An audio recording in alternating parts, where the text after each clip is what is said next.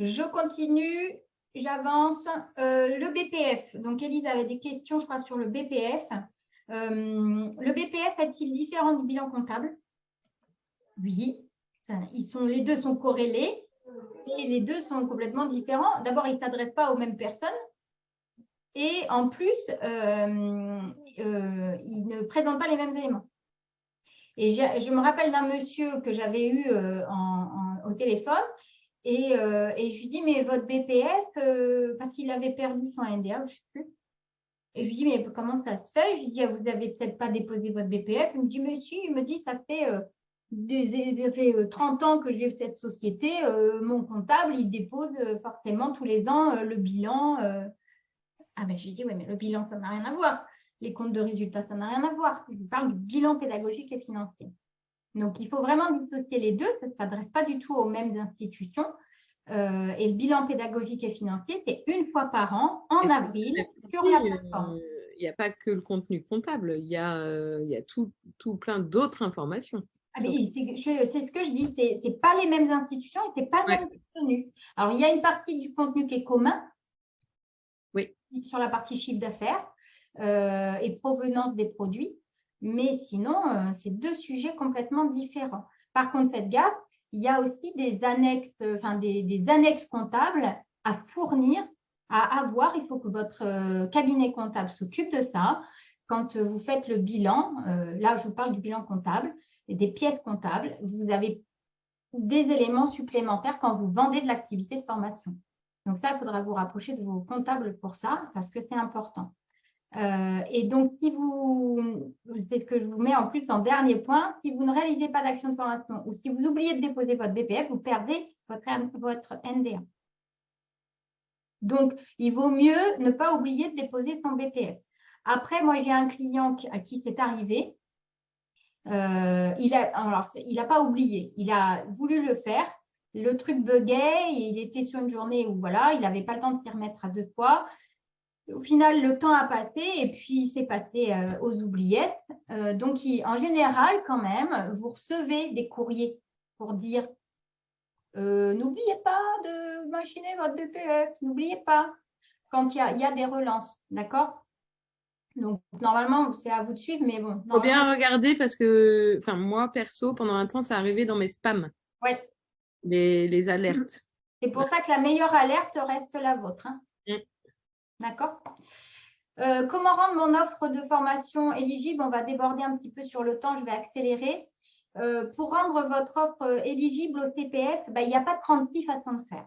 Je ne vais pas rentrer dans le détail, mais en gros, soit vous déposez complètement un dossier auprès de France Compétences pour être organisme détenteur d'une certification. Donc, soit vous déposez au RS, soit au RNCP.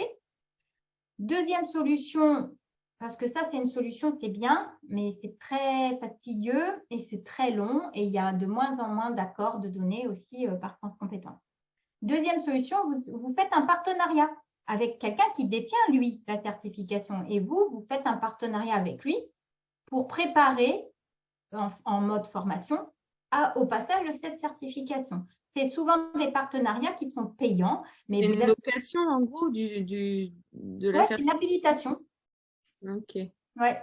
Donc, dans votre système, dans votre secteur d'activité, il faut aller voir qu'est-ce qu'il y a comme certification et est-ce que les certificateurs offrent la possibilité d'être habilités. Parce que vous avez aussi des certificateurs qui n'habilitent aucun organisme de formation.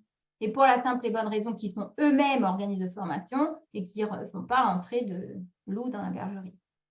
Par exemple, donc nous qui intervenons auprès d'écoles qui font passer certaines certifications qu'on a aussi à notre catalogue de formation, on pourrait leur demander un partenariat? Je ne pense pas qu'ils détiennent ça au niveau du RNCP. Il faudrait voir. Ah, si, ils sont tous... Au RNCP? Toutes les certifications, tous les diplômes. Ouais. Les étudiants auprès desquels on... Oui, mais il faudrait que du coup, ça soit en formation continue, le parcours.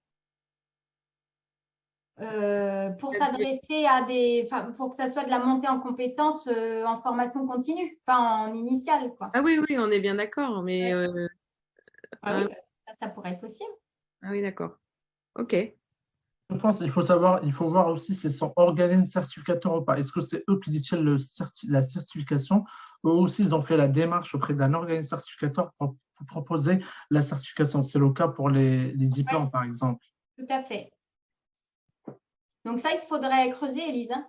S'ils proposent un bachelor, je ne sais pas, un bachelor. Oui, mais justement, ils ont tout ça, mais et au fil de l'eau, entre guillemets, chaque année, ils font agréer d'autres formations et d'autres, sauf que c'est pas forcément de la formation continue. Il faut que je vois les modalités. Il faudrait creuser, mais ça pourrait être possible. Ensuite, autre solution, c'est de proposer une offre d'accompagnement à la création ou à la reprise d'entreprise. Alors, ça a été le souk, mais vraiment le souk au sens pendant le plusieurs marché années. prend n'importe quoi, ce truc-là. C'est-à-dire qu'il y en a plein qui se disent ah ben là, j'ai pas besoin de code, j'ai pas besoin de certification, j'ai pas besoin de partenariat, je peux me déposer là. Sauf qu'ils ne proposaient pas du tout des parcours de création d'entreprise.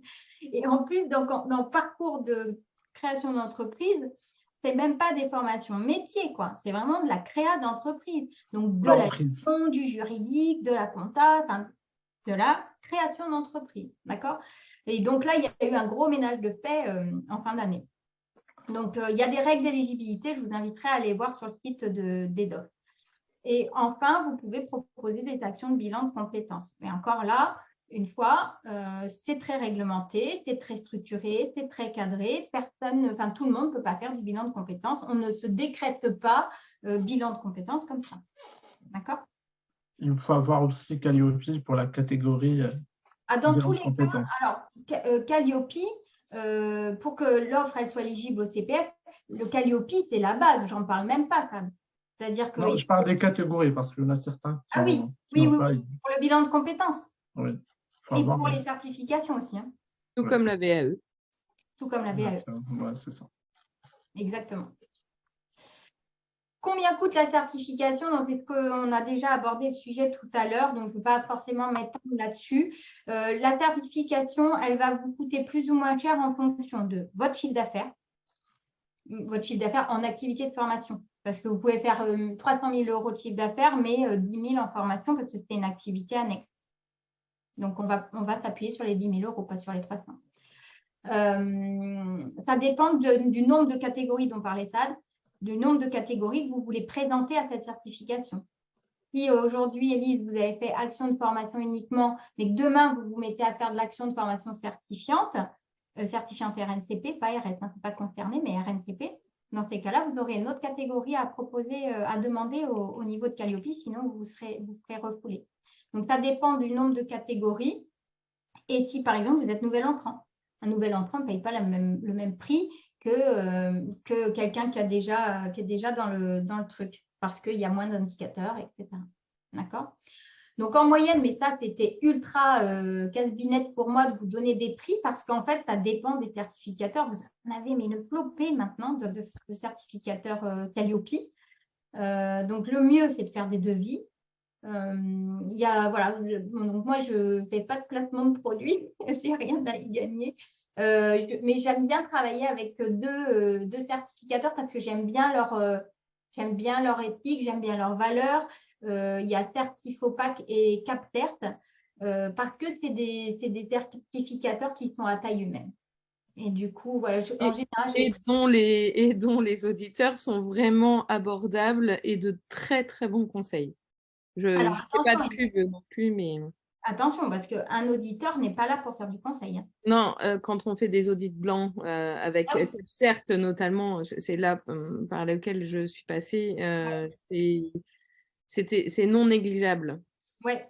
Le rapport. Oui, et du coup, ce que vous avez, alors, dans les prix qu'ils vous proposent, la certification, vous la payez pour 3 ans pour les 2 cycles d'audit. Voilà, ça c'est peut-être ce que vous payez, c'est ça que ça coûte d'être certifié Calliope. Après, vous avez des choses qui peuvent s'ajouter. Les frais de déplacement, mais ça dépend de votre certificateur. Mais surtout, ça peut être des choses complémentaires comme ce que dit Élise, des audits blancs qu'ils proposent. Par contre, sauf si je me plante, mais normalement, c'est très rare qu'un certificateur vende de l'accompagnement. Ça n'aurait pas de sens parce qu'il serait jugé parti. D'accord? Donc, ils vont vendre des audits blancs, mais pas forcément des accompagnements à la préparation de la certification. Passer par deux entités différentes, moi. Ah oui, oui, oui, oui. OK? Ah! On va peut-être pouvoir aller manger. Alors, dites-moi, est-ce que vous avez des questions qui vous viennent en plus là? Pas présentement. Pour ma part, ça ne fait que confirmer ce que je savais déjà. Il y a eu quelques petites précisions, donc merci pour ça, en tout cas. Tant mieux.